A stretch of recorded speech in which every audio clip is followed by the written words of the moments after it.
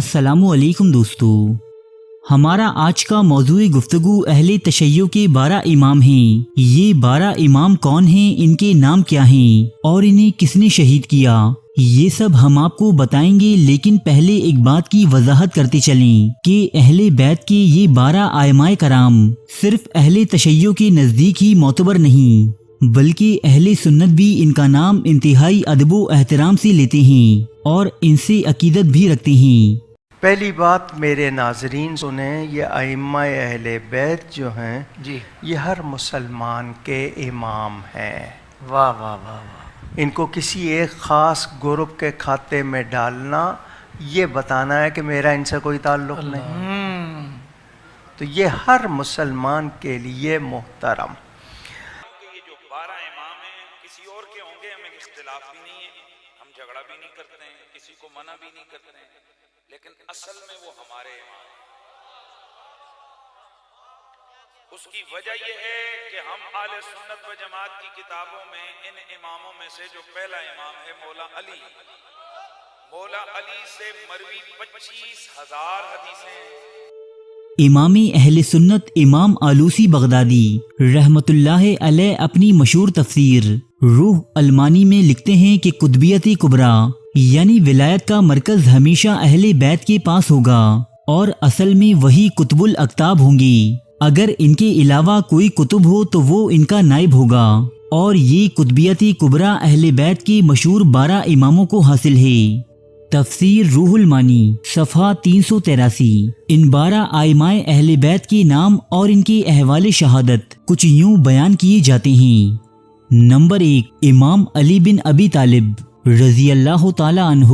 تمام اہل تشیع فرقوں کے نزدیک حضرت علی پہلے امام اور پیغمبر اسلام حضرت محمد صلی اللہ علیہ وآلہ وسلم کی حقیقی وارث اور جانشین ہیں، جبکہ اہل سنت کے نزدیک انہیں خلیفہ چہارم کا درجہ حاصل ہے۔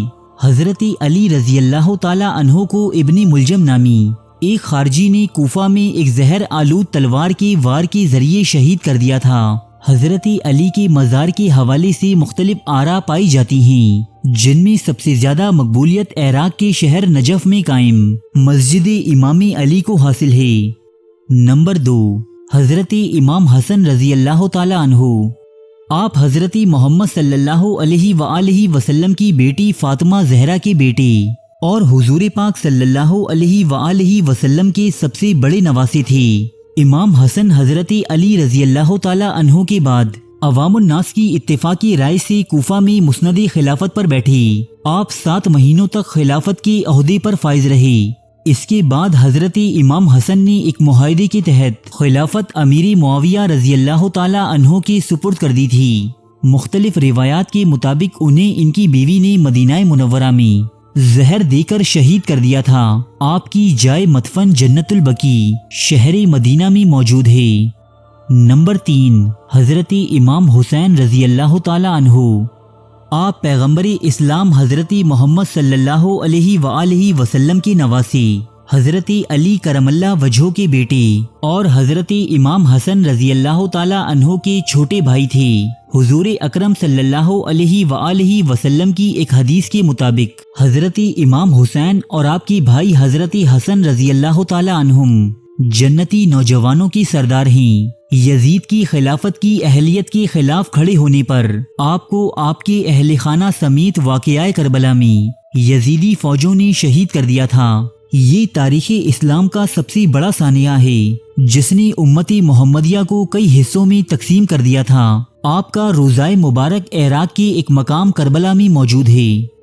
نمبر 4، امام زین العابدین علی بن حسین، جو امام زین العابدین کے نام سے مشہور ہیں، حضرت امام حسین کے صاحبزادے تھے۔ آپ سانحہ کربلا میں زندہ بچ جانے والے واحد مرد تھے۔ چونکہ اس وقت آپ شدید بیمار تھے، اس لیے اس جنگ میں حصہ نہ لے سکے تھے۔ آپ کو دیگر اسیران کربلا کے ہمراہ دمشق لے جایا گیا تھا۔ بعد ازاں آپ نے مدینہ میں مقیم رہ کر اپنی چند اصحاب کے ہمراہ خاموشی کی زندگی گزار دی۔ بعض روایات کے مطابق امام زین العابدین کی وفات زہر کے سبب واقع ہوئی، جو انہیں اس وقت کے خلیفہ ولید بن عبد الملک کے حکم سے دیا گیا تھا۔ آپ کی قبر مبارک بھی جنت البقیع مدینہ منورہ میں موجود ہے۔ نمبر 5، امام محمد باقر۔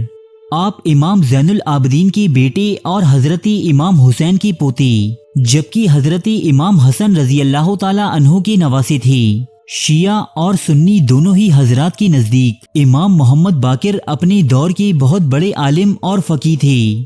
واقعہ کربلا کے وقت آپ کی عمر صرف 3 سال تھی۔ اہل تشیع کی روایات کے مطابق امام محمد باقر کو خلیفہ ہشام بن عبد الملک کے کہنے پر زہر دیا گیا تھا۔ آپ کا جائے مدفن بھی جنت البقیع مدینہ منورہ میں موجود ہے۔ نمبر 6، امام جعفر صادق رحمۃ اللہ علیہ۔ آپ اہل تشیع کے نزدیک چھٹے امام کی حیثیت رکھتے ہیں۔ حضرت امام جعفر صادق کی امامت تک اہل تشیع کے تمام ہی فرقے متحد نظر آتے ہیں۔ بعد ازاں آپ کے پیروکار کئی فرقوں میں تقسیم ہو گئے، جہاں ایک بڑی تعداد نے آپ کے بیٹے امام موسیٰ کاظم کو امامت کا حقدار مانا، وہیں بہت سے لوگ آپ کے بڑے بیٹے اسماعیل کی امامت کی حامی بھی نظر آئی، جبکہ کچھ نے محمد الفتح کو اپنا امام چنا۔ امام جعفر صادق ایک بہت بڑے فقیہ اور عالم دین تھے۔ اس شعبے میں امام ابو حنیفہ اور امام مالک بھی آپ کے شاگرد رہے ہیں۔ آپ مشہور کیمیادان جابر ابن حیان کے بھی استاد تھے۔ بعض روایات کے مطابق آپ کو عباسی خلیفہ المنصور کے حکم پر زہر دے کر قتل کیا گیا تھا۔ جائے تدفین آپ کی بھی مدینہ منورہ کی قبرستان جنت البقیع میں ہی موجود ہے۔ نمبر 7، امام موسیٰ الکاظم۔ امام جعفر صادق کی وفات کے بعد امام موسیٰ کاظم نے ان کی جگہ لی۔ آپ کے دور میں اہل تشیع کے کئی فرقے وجود میں آئی، جن میں سے آغا خانی اور مستعلی یعنی بہری آج بھی کافی مشہور ہیں۔ البتہ اثنا عشری شیعہ امام موسیٰ کاظم کو ہی اپنا 7واں امام تسلیم کرتے ہیں۔ امام موسیٰ کاظم نے اپنے دور میں مریدوں کا ایک باقاعدہ نظام بنایا، جو مشرق وسطیٰ اور خراسان میں اہل تشیع سے خمس وصول کرتے تھے۔ عباسی خلیفہ ہارون الرشید نے آپ کو بغداد میں پابند سلاسل کیا، اور اسی طویل قید کے دوران آپ کا انتقال بھی ہوا۔ آپ کا مزار عراق کے ایک قصبے کاظمین میں واقع ہے۔ نمبر 8، امام علی رضا۔ امام علی رضا اہل تشیع کے نزدیک 8ویں امام کا درجہ رکھتے ہیں۔ آپ اپنے دور کے ایک بہت بڑے عالم و فقیہ تھے، جو مسلم اور غیر مسلم سبھی سے مناظروں میں بے انتہا مشہور تھے۔ آپ کے دور کے عباسی خلیفہ مامون الرشید نے عوام الناس میں مقبولیت پانے کے لیے آپ کو اپنا ولی عہد نامزد کیا، لیکن جب اس نے امام علی رضا کی مقبولیت کو 2 چند ہوتے ہوئے دیکھا تو خود ہی انہیں خاموشی سے زہر دے کر شہید کروا دیا۔ آپ کا مزار ایران کے شہر مشہد میں موجود ہے۔ نمبر 9، امام محمد تقی۔ آپ اہل تشیع کے نزدیک 9ویں امام کا درجہ رکھتے ہیں۔ آپ کا نکاح عباسی خلیفہ مامون الرشید کی بیٹی ام الفضل سے اس وقت ہوا کہ جب آپ کے والد امام علی رضا کو مامون الرشید کی جانب سے اپنا ولی عہد سلطنت نامزد کیا گیا تھا۔ اپنے والد کی وفات کے بعد آپ واپس اپنے اہل و عیال کے ہمراہ شہر مدینہ میں آ کر مقیم ہو گئی۔ آپ اپنے اسلاف کی مانند ایک درویش صفت انسان تھی، جبکہ آپ کی زوجہ ام الفضل ایک بادشاہ کی بیٹی ہونے کی وجہ سے انتہائی تسک و احتشام میں پلی بڑی تھیں۔ انہیں یہ غربت و تنگ دستی راس نہ آئی، اور انہوں نے کئی مرتبہ اپنے والد مامون الرشید سے اپنے احوال کی شکایت بذریعہ خطوط کی۔ مامون نے اپنی بیٹی کے ان خطوط پر کوئی رد عمل ظاہر نہ کیا۔ البتہ کچھ روایات کے مطابق مامون کے بعد بننے والے خلیفہ المعتصم نے امام محمد تقی کو انہی کی بیوی ام الفضل کے ہاتھوں زہر دلوا کر قتل کروا دیا تھا۔ نمبر 10، امام علی نقی۔ آپ امام محمد تقی کے فرزند اور اہل تشیع کے نزدیک 10ویں امام تسلیم کیے جاتے ہیں۔ آپ نے اپنی زندگی میں بہت سے آلام و مصائب برداشت کیے۔ آپ نے اپنی امامت کا بیشتر حصہ عباسی حکمرانوں کی نظر بندی کے دوران گزارا، اور اسی نظر بندی کے دوران عراق کے شہر سامرا میں آپ کا انتقال ہوا۔ آپ کی تدفین اسی گھر میں کی گئی جہاں آپ رہائش پذیر تھی، جو آج مسجد العسکری کے نام سے معروف ہے۔ نمبر 11، امام حسن عسکری۔ امام حسن عسکری اہل تشیع کے نزدیک 11ویں امام ہیں۔ ان کی زندگی کا بڑا حصہ ان کے والد امام علی نقی کی وفات کے بعد عباسی خلیفہ المعتمد کی جانب سے لگائی گئی پابندیوں میں گزرا۔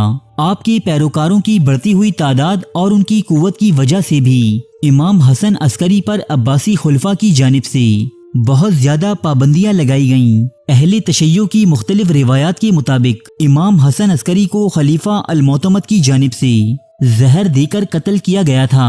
آپ کا مزار بھی آپ کے والد کے ساتھ ہی العسکری مسجد میں واقع ہے۔ نمبر 12، امام محمد بن حسن۔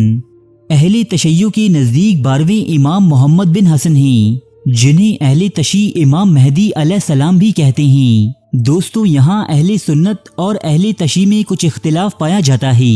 اہل سنت کے مطابق حضرت امام مہدی حضور اکرم صلی اللہ علیہ وآلہ وسلم کی بیٹی فاطمہ زہرا اور حضرت علی کرم اللہ وجہہ کی نسل سے ہوں گے، لیکن اہل سنت کے مطابق وہ اب تک پیدا نہیں ہوئے ہیں، اور پیدا ہونے کے بعد وہ حضرت عیسیٰ علیہ السلام کے ساتھ مل کر کفار و مشرکین سے جنگ کریں گے۔ جبکہ شیعہ عقیدے کے مطابق امام محمد بن حسن ہی امام مہدی ہیں، اور وہ اس وقت غیبت کبریٰ میں ہیں، اور یہ قیامت کے نزدیک ظاہر ہوں گے۔ دوستو، یہ تھے اہل بیت کے وہ 12 ائمہ کرام جنہیں دنیا کے ہر کونے میں بسنے والا مسلمان عقیدت و احترام کی نگاہ سے دیکھتا ہے۔ دوستو، ہم نے اس ویڈیو میں کوشش کی ہے کہ اہل تشیع اور اہل سنت دونوں ہی کے عقائد یہاں بیان کیے جائیں، لیکن اس کے باوجود انسان خطا کا پتلا ہے۔ اگر اس ویڈیو میں کہیں کوئی بھول چوک رہ گئی ہو تو ہم پیشگی معذرت کے طلبگار ہیں۔